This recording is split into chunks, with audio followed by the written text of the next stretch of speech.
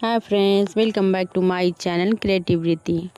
आज काफ़ी गर्मी थी, इस वजह से डिनर बनाने का बिल्कुल मन नहीं कर रहा था। इस वजह से सोचे थोड़ा पास्ता बना लिया जाए।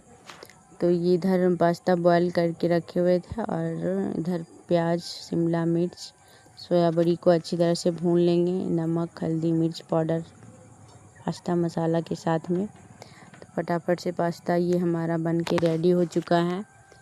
तो चलो अब इसे खाते हैं, क्योंकि इस सीज़न में सोया बड़ी अच्छा लगता है पास्ता में, क्योंकि अभी वेजिटेबल उतना मिल नहीं पाता है सर्दियों के अकॉर्डिंग, जिसमें कि मटर वगैरह भी डाल सके। तो लेके जाते हैं अपने पतिदेव के पास, देखते हैं उनका रिएक्शन आज खाने में। ऐसे उनको भी ये सब चीज़ पसंद ही आता है, पास्ता वगैरह उसे भी अच्छा ही लगता है। तो फिर फटाफट से हमने ये खाया। उन्हें